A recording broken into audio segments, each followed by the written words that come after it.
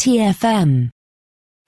This is J.G. Hertzler, General Martok on Deep Space Nine, and you're listening to Trek FM.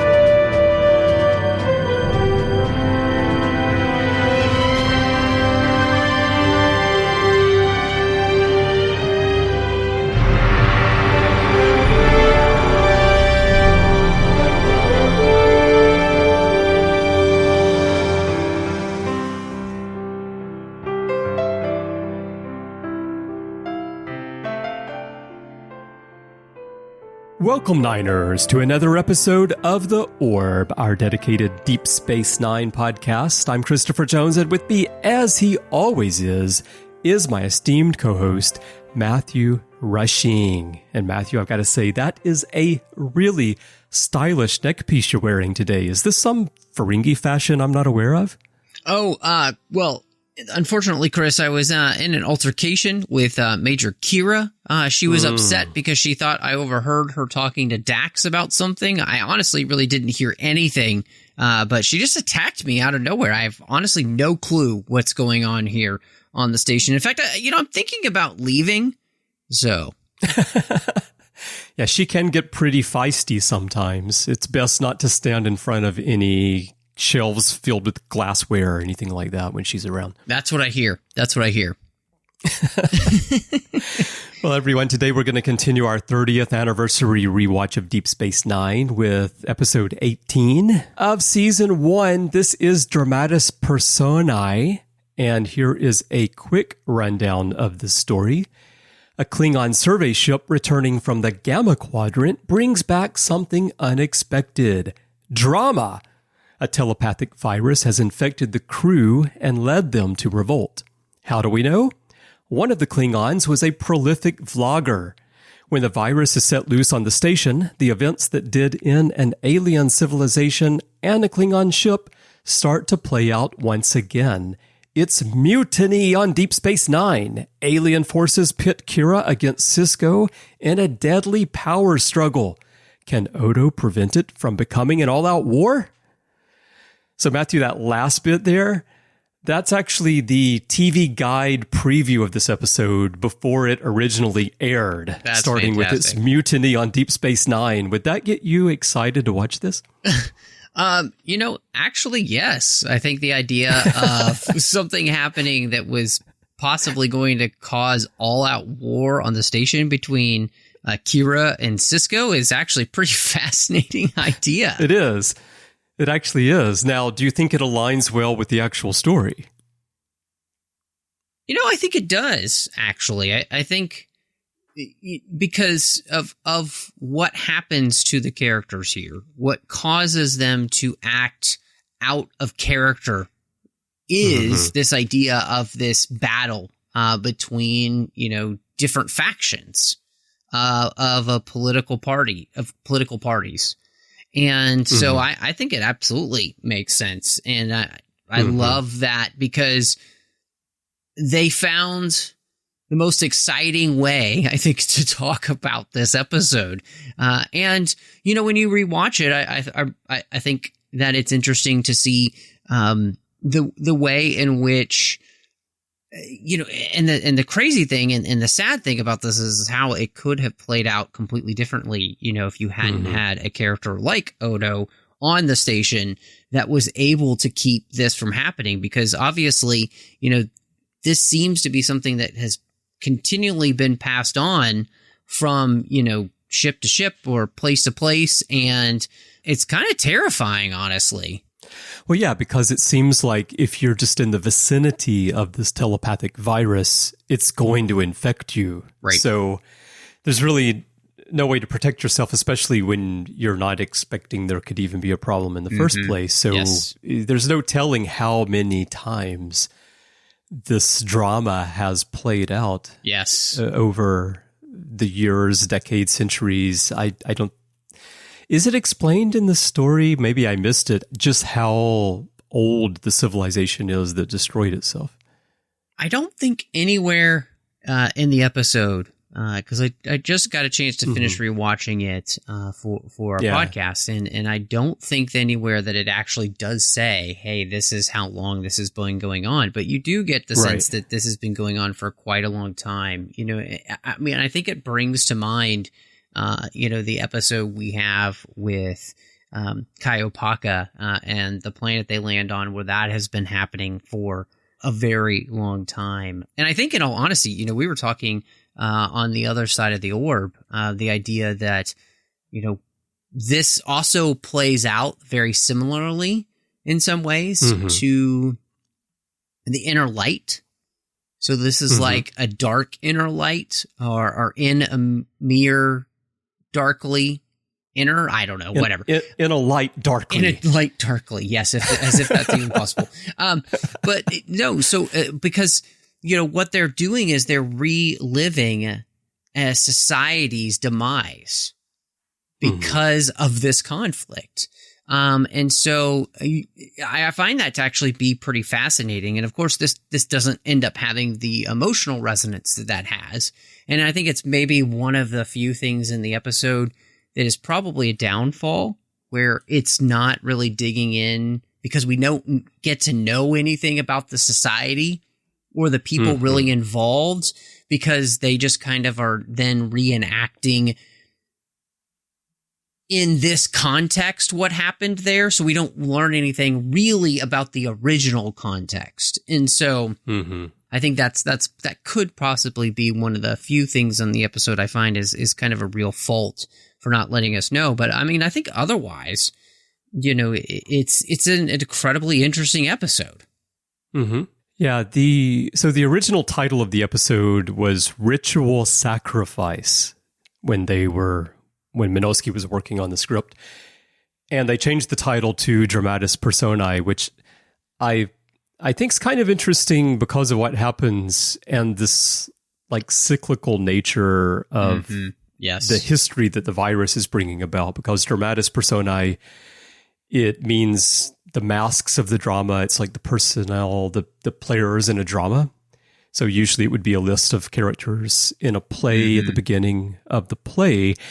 And when I think about it in the context of this story and that history playing out over and over, it is like the crew of the station are the latest players to portray the characters in this drama that is being played out over and over. And if you think about theater, just take a play by Shakespeare, and you think about how many times it's been retold with different players and different creative visions, but it's ultimately the same story.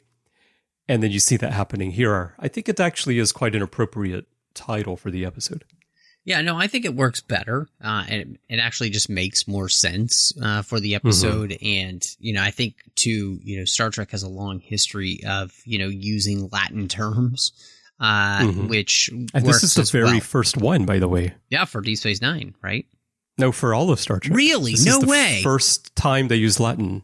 Yeah. That I did not realize that. That's crazy. So the next one is Sub Rosa in season 7 of The Next Generation, which comes after this. And since then, there's been 17. And the most recent one is Ad Astra per Aspera on Strange New Worlds. Yeah. But yeah, I also didn't realize either that this was the very first one.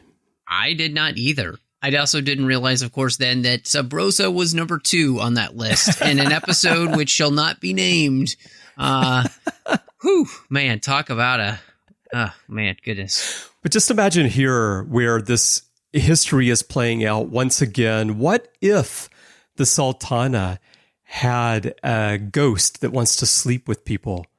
And that was part of the telepathic memories. And so in addition to the mutiny going on, there was one character who was a ghost wanting to sleep with people. Now, how much better would the story be then? I feel like then what you have is you have Julian being that character. Probably, right? Yeah, exactly. So be hilarious. Or actually, if you really want to go against type, it's Kira that's that character. So, yeah. Yeah. Though in this episode, Kira, she's very flirtatious. It feels like she's auditioning to play the Intendant in the Mirror Universe episodes coming up. 100% can see that. All right. So with them acting differently anyway, talking about Kira here, one of my key questions, and it always comes up talking about this episode, is whether it's too soon to do this, because we're still not even through season 1, and season 1 is a shorter season than usual. So this is episode 17, 18, if you count Emissarius 2. We are about well, maybe more than that. We're probably about 80% of the way through the season now, right? But we don't know the characters all that well yet. And so typically you want to do an episode where characters act differently after the viewers have really gotten to know the characters. And Ira actually commented on this. He has said that he felt that they were doing something really bold in doing what he called a third season show in the first season. And the idea that viewers don't really know the character personalities all that well yet, and then you graft another personality on, maybe that isn't going to click with the viewers. But he also said that, hey, anytime you can see Kira coming on to Dax, I don't care if it's first or third season, people are going to be interested in that. So I guess there are two questions. One, is everyone going to be interested in seeing Kira come on to Dax? I think he's primarily talking about the scene that we were joking about at the beginning with Quark listening on. And then the other one is just, do you feel like it's too soon, or do you feel like it works here given what we know about the characters and how the actors put that twist on them? I actually think that it works fine. I think that we know enough about the characters for this to work, because they are absolutely, playing against the type that we already have seen them. We already know Sisko to be an incredibly dedicated person who is very much involved with things. I think we've already seen Dax to be intensely curious about things and somebody who never forgets. We have seen Kira to be somebody who's easily pushed over the edge. So it's not, strange to see her to be able to go off the deep end. I think the only characters to which we kind of learned something new about, or it is kind of completely against type for them to play, at least at this point, are Miles, where we haven't really seen that intense kind of angry, fiercely loyal side yet. And then, I think with Julian too, what we've really seen him to be is just kind of this wide open everything's exciting for him. And so to turn into this, political machinations character is incredibly interesting, because in some ways, Bashir will actually become slightly more like this character and have more of these personality traits later on, which I think which is fun because it's unintentional, of course, but it gives us a little bit of a taste of where that character is going to go. Right. That was one of the questions I wanted to ask you is, do you feel like what we see in the characters in their alternate personas here plays out down the road and how the characters are developed? And yeah, I think in Bashir, it does to some extent.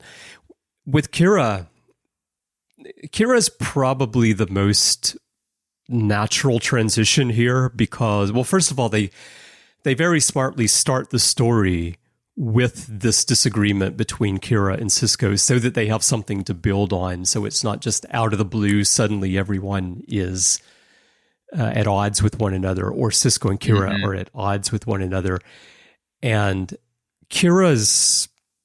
the personality that we see from Kira after she's infected with the telepathic virus is very much the Kira that probably has been around throughout the occupation up until she has to work with Sisko and work with the Federation.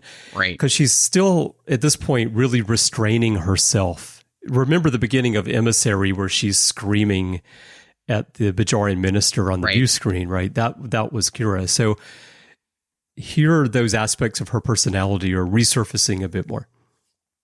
And the case of Miles is interesting because in some ways he does seem like Miles to me. Mm-hmm. You're right. We haven't seen him be so like fiercely loyal to something or as concerned about, in this case, the Bajorans. What if they don't want Starfleet around? But it does feel like I can see Miles's personality shifting that way pretty easily. Right. It's sort of the grumpy Miles at times. Mm-hmm. And the case of Jadzia, she's really funny because she turns into this, like all the lives are surfacing. And we all have those moments where we think back to the past and we're reminiscing and, it reminds me of that time I did this thing when I was younger. But for her, it's all these lives that she's remembering. Mm-hmm. And it's almost overwhelming. I think it's actually interesting how she portrays it, because it's very subtle, but you can imagine that all of that would become almost debilitating, where you can't focus or concentrate on anything if you had memories of so many lives. And then the running joke of her never being able to finish a story. Right. Yes, she always gets cut off.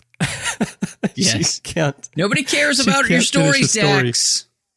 Right. And the only time where she maybe got to the end of one is when Kira says, "You told me this story this morning." Yes. So we don't get to hear the rest of it, although maybe Kira did get to hear it to the end. And that's the only case. And then the case of Sisko. Sisko is very interesting because Joe Menosky, in writing this, he decided to model Sisko after the Holy Roman Emperor Rudolph II, which I think is probably lost on all viewers except those who maybe teach history and know something about this, which is not me. So this is something that I learned about just, researching the episode. And then I did a little bit of looking into Rudolph II, and I'm trying to think about how, what was Menosky going for here? In a nutshell, Rudolph II was often seen as being an ineffectual leader. He was interested in astrology and alchemy, and his hobbies included things such as clocks, which is where the whole clock thing comes in with Sisko. I was curious, two things, what you think about the way Sisko is portrayed in the episode, and then right now, because we're talking about do any of these traits carry forward, I'm thinking about, because of the ending of the episode, after the telepathic virus is gone, Sisko is sitting there at his desk, he's looking at the clock, and he holds the little tool, and he's really peering at it like it really means something to him now. And does that carry forward? And the one thing I was thinking, like maybe when we get to Explorers and he wants to build the Bajoran sail ship, this kind of like hobby of wanting to craft stuff, although that is partially explained by his background in designing starships in the first place. So I don't know. What do you think about Sisko here, and if anything carries forward? Yeah, I think the interesting thing about Sisko here does play out in the sense that he can become an obsessive about historical stuff. We also see this play out in the episode Rapture, right? Yeah, right. That's right. And so this is not a Benjamin Sisko to which we won't come to know more, right? We also see his obsessive nature and his hunting down of Eddington. Right. So I think that what's kind of fascinating about watching this episode and then, us knowing the series as well as we do and where the characters are going to go is the way in which I think the characters in a lot of places, they come to embody some of these traits that you see here in different ways. The only one I think that you don't really see play this out is maybe Dax. But then I think of her change into Esri Dax, where she becomes kind of an unsure person, a little bit like schizophrenic and kind of manic in her mannerisms until she kind of comes to know herself better. You know, there's some of that in there. So, yeah, I think what's crazy is that now that I watch the episode again, I'm more and more convinced that this is not too soon and that this episode is actually really well done. And it's something that I don't know if intentionally or not. You know, it'd be very interesting to talk to somebody like Ronald D. Moore or Ira Steven Bear or Renee Echeverria or, you know, Robert Hewitt Wolf, you know, any of those guys who worked on Deep Space Nine for quite a long time, whether or not this actually had, you know, kind of an impact with some of the character traits that we do see later on with the characters. So I kind of love it. Yeah, that's pretty much my reading of the characters as well, rewatching it, because my memory of this episode is often foggy, and I tend to remember this episode as the crew being possessed by aliens instead of it being a telepathic virus. Yeah. And so when I rewatched it this time, it's been quite a while since I rewatched this episode, and I had the experience somewhat of not remembering the story, which is good because this is an episode that I think once you know what's going on, it's really hard for you to look at it again and experience the story. Right. You need to not know what's happening to really take it in as it was written and kind of determine how well it works. Right. Because once you know the story, you can certainly look at it as we're analyzing it today and figure out, oh yeah, it works in this way, it works in that way. Rewatching it and not remembering the details so well, and also having misremembered a little bit possession by aliens versus infection by telepathic virus, I had the experience that we had the first time that we watched it of not really knowing what the hell's going on until about 2/3 of the way through the episode, and not being sure if someone is acting oddly or not. Because one thing that I think the actors do really well is that they give us a slow slide into being different and into the mutiny. Right. They don't just suddenly start acting weird. And some of them do it in a more subtle way than others.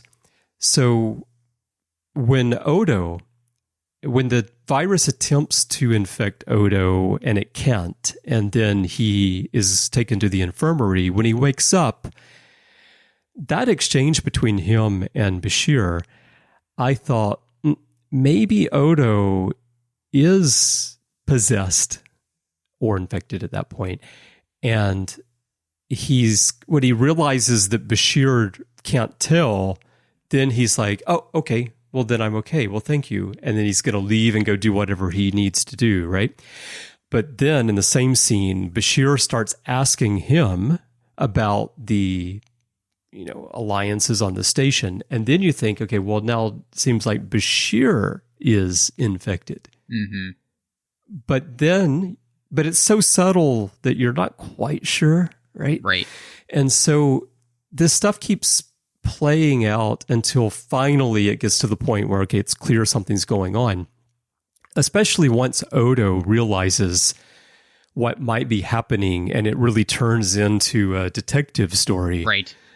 Then you have a better sense of what's going on. But I just find it to be an interesting episode in that you can go so long without really knowing what's happening because there are these changes in the characters that are subtle enough and they're drawing on aspects of the characters' personalities or histories that are plausible enough that it's not obvious that something is wrong, right, in the way that turns out to be.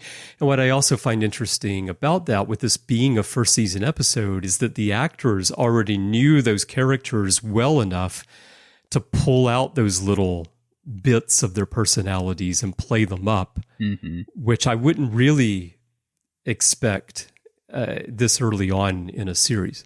Yeah, no, I completely agree. I think they all do a fantastic job of, changing their character just enough for it to make sense and making it subtle enough at the beginning so you are kind of thrown off, and then it becomes clearer and clearer. And, it's fun to actually to see characters kind of lean into different parts of themselves. I think one of the things you mentioned and a little bit in passing was the way in which Kira kind of turns on her charm, and that's not really something that we've seen from that character. That's not a part of her personality that we have seen.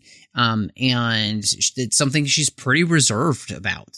As a spiritually inclined person and somebody who's been a part of war her entire life, it's not even a part of herself that she's even practiced at sharing with anyone, right? And so to kind of see her turn on that charm is incredibly interesting. And so again, this is one of those places where, as you mentioned, every single character is giving us a part of themselves that we are not used to seeing, and as you move further and further in the episode, you're kind of surprised at seeing, which it makes it a fun episode to watch. And I would say too, even when you know what's going to happen, it is still enjoyable, I think, to watch the change come over the characters as they kind of slowly descend into this, almost type of madness, right? Right. So the madness aspect is one other thing we could touch on. Using this as the plot, as the way to drive the story, it's not new at all in Star Trek. Either it can be, there are many ways it's happened before. There's been a virus before. There's been the Naked Time, the Naked Now. There's been cathexis on Voyager.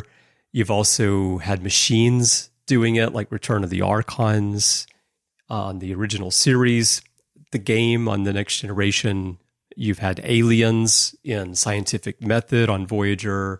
You've had the Organians, of course, on Enterprise possessing bodies. So this kind of thing has played out quite often in Star Trek, of having characters act differently and perhaps almost destroy themselves because of the way that they are acting.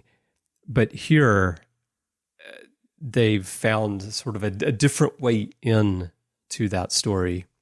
So what do you think about this as the foundation of the story itself?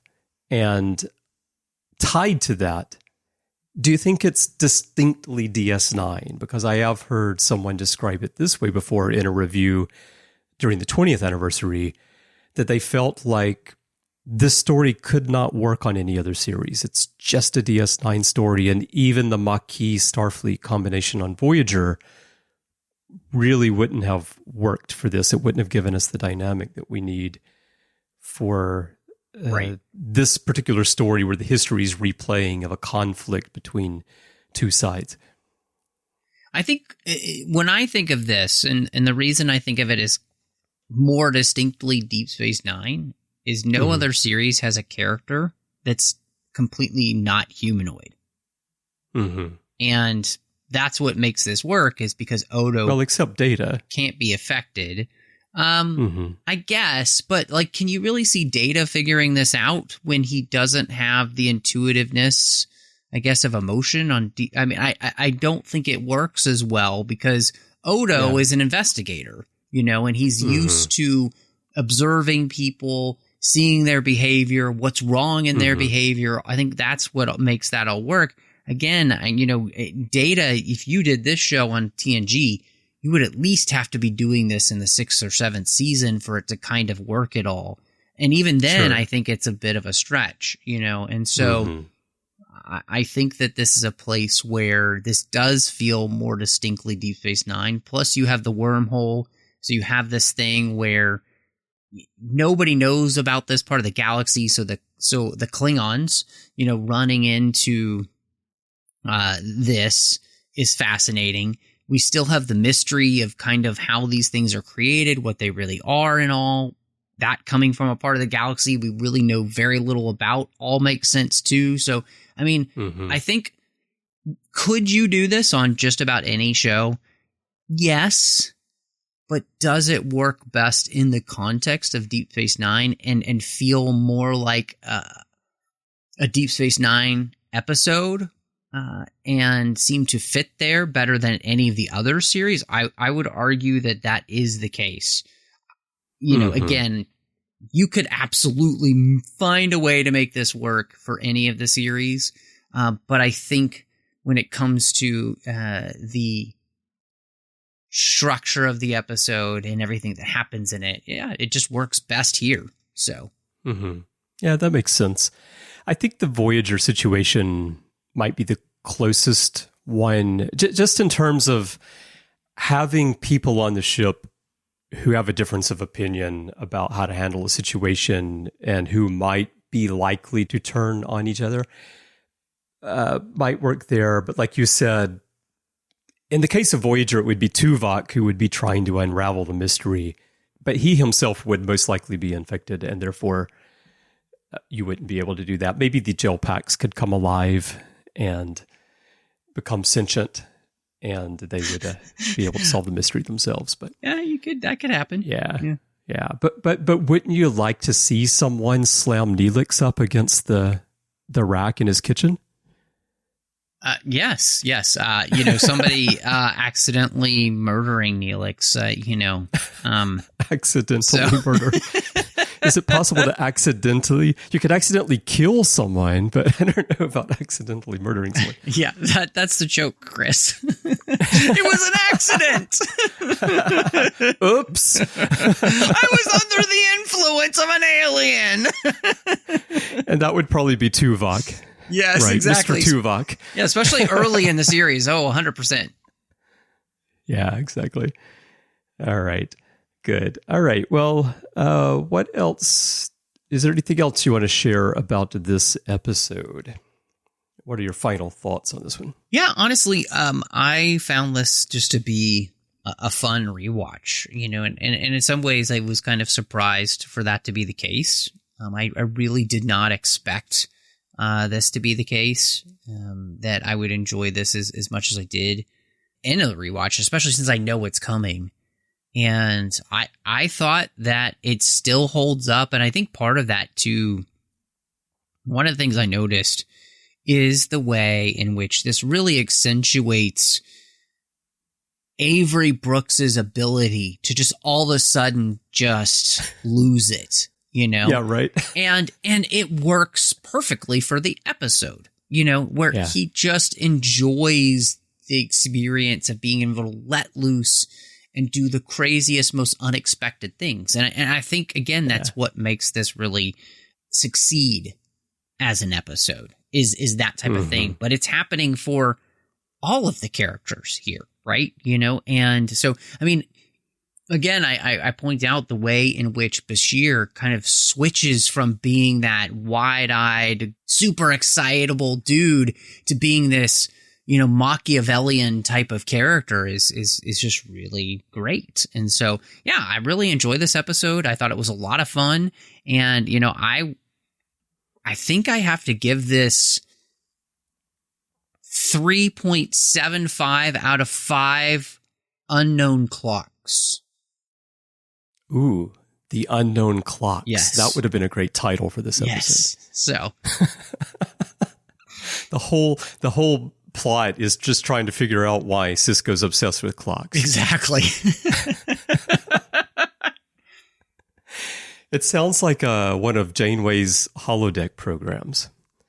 That's how she passes a Sunday, is just trying to figure out why someone's interested in clocks, right? Yeah, I could see that.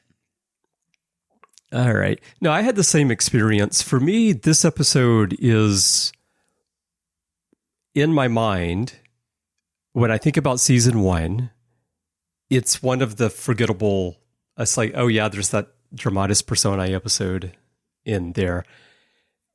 But rewatching it this time, I really think it is a much more interesting episode than I remember. And I think there's a lot of stuff in there, as we've discussed today, that is impressive, and it informs the series as the series evolves. I think ultimately it doesn't really lead to anything, right? It's just the stuff happens and then it's done and we go on to the next episode. But maybe it does lead to some things, as we've discussed, like Sisko's obsession in particular, that goes overlooked. And the clock, by the way, that he ends up building, that joins the Buckeye baseball as one of the items that hangs out in his office in the background. So he's just collecting stuff. Every episode he's collecting stuff to build out his decor there in the office. Can you imagine if too many of these things happen? You know, by the end of season 7, his office is just like this massive cluttered closet where you can't, you don't want to open the door because you don't know what's going to fall out. Yeah, I mean, it pretty much just looks like my office, my desk. So I do think a weakness of the episode, especially if you go back to its first airing, though, is this feeling that you have of just not really understanding why people are acting this way and not understanding what's going on until you get close to the end. I think that's more enjoyable and you can appreciate it more after you know what's going on. And so then you can look at it and say, oh, okay, now I see how this fits together and this fits together and how we get to this point. But the first time you're watching it, you're just sort of like, what is the story? Like, what is happening here? And I guess for some people, maybe that's really fun. And for others, it might be a little bit frustrating or disappointing to watch. So I think that's a little bit of a weakness of the episode. But overall, it's far better than I remember. And for those doing a rewatch, definitely I highly recommend you watching it with fresh eyes and see how it sits with you this time. So I'm going to give this one 5 sons, nephews, or relatives of some kind. All right, everyone. We would love to hear your thoughts on Dramatis Personae. There are many ways for you to share those with us. Perhaps the best way is to go to Facebook and join the Babel Conference. That is our listeners group.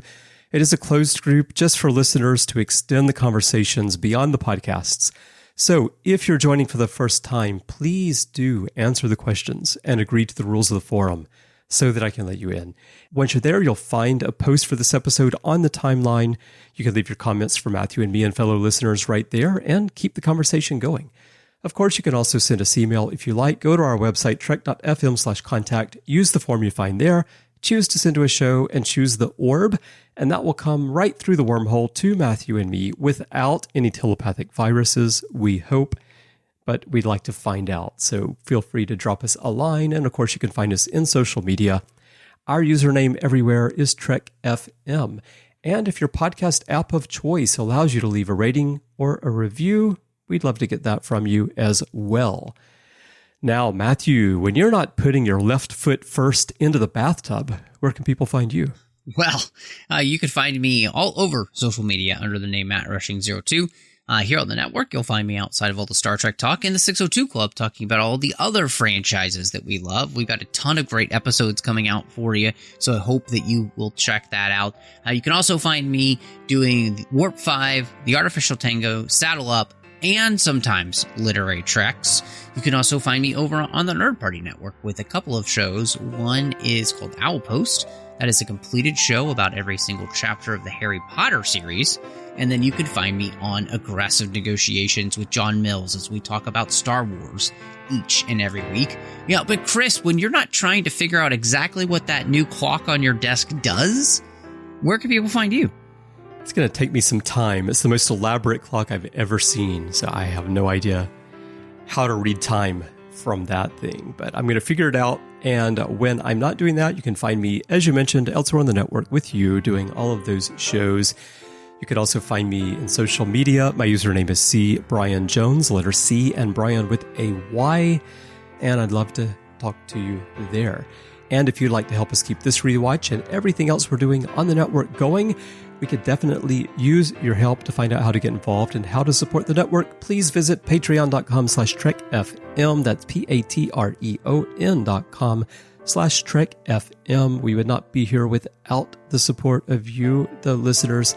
So thank you so much to everyone who's supporting us right now.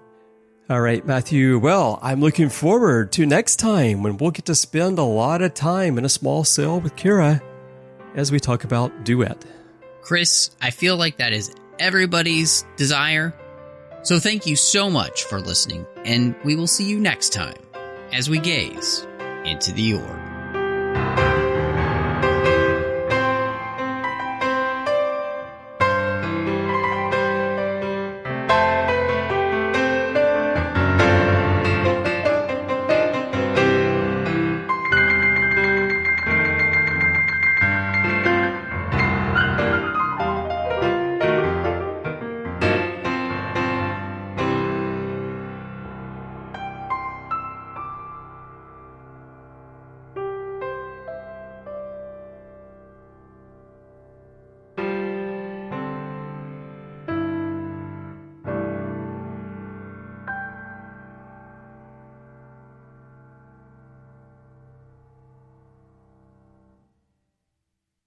I think that's definitely Quark's desire.